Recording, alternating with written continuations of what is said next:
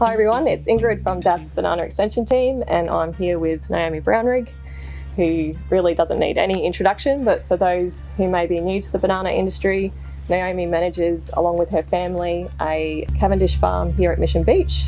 Currently got 60 acres under production. Yep, a couple more, but yep. 60, 65. And they are a premium, they produce premium quality fruit. So we're here today because Naomi has kindly agreed to demonstrate a bagging technique which your family's used for quite some time now. Yep.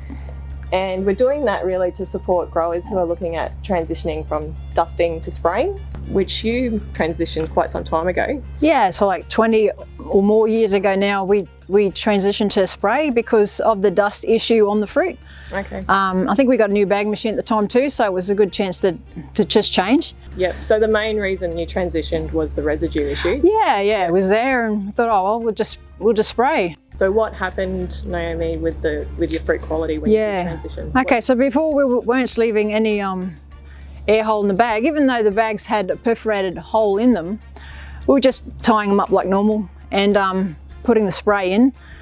And then it was my husband Dave, actually, he was the one doing the bagging, and he came in one day and said, we have a huge problem out there, and we were bagging lots at the time. We were mostly aiming for that winter market, so our whole farm was going that way. And he goes, I can just see all the bags are, all the fruit sweating in there. And I think we also put a new bag up as well. It didn't have that, there's something in the bag they put in to keep the bag open. They didn't have that, and so they were closing up. As soon as we put them on, they were closing up. So the bag, the whole bunch was actually wrapped from head to toe, and the moisture was just not getting out. And yeah, he could see the bunch sweating and the mould starting. And anyway, he then was like, he was panicking really badly. I said, how bad can it be? But he was right, it was really bad.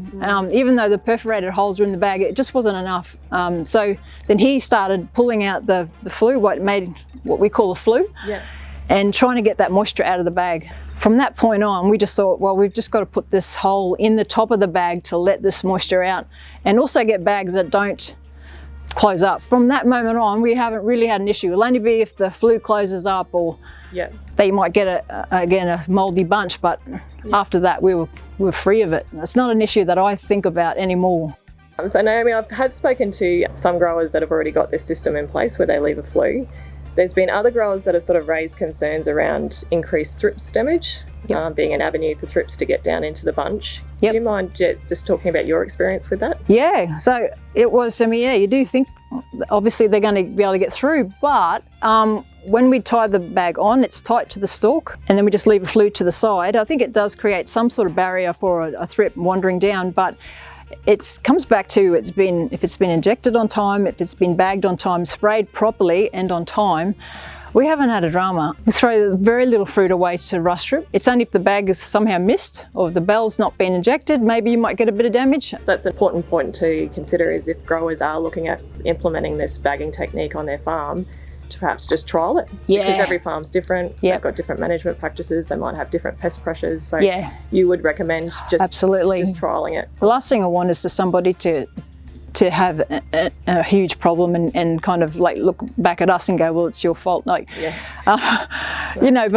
it's just, trial it first. It's probably the easiest way to see how you're going to do it, over your whole farm. Can you just walk us through? So it's tied tightly around the stalk? Yep, tied to the stalk tightly, not wrapped. It has to just be a knot tight to the stalk, so you've got an excess bag on the side of the bunch that you can just leave open. Yep, okay. And it's open, like you can put your whole hand in there. Like so it's quite large. It's large, it's not a tiny little hole. It's about that big, leave a hole like that. Yeah.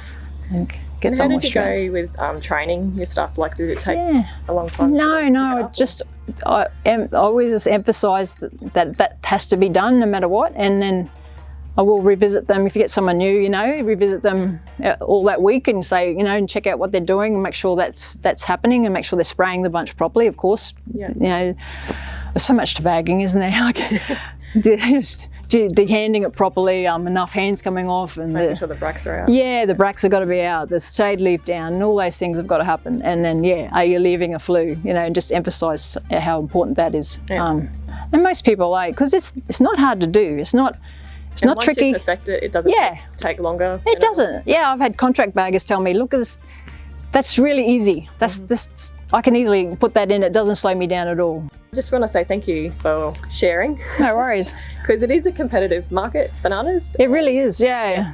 Some people say to me, oh, why are you sharing your techniques, you know? And when someone is having these dramas, I know emotionally and that it's really, really difficult when your fruit's not up to standard. And I really feel for people when that happens, because we've all been there, and if I can help somebody in some way, I think that's worthwhile.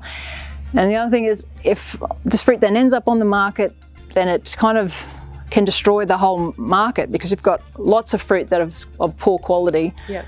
And then it just drags down the whole market. So I don't know, if we've all got a better standard of fruit, maybe we can increase demand, and maybe we can all make a better living out of it.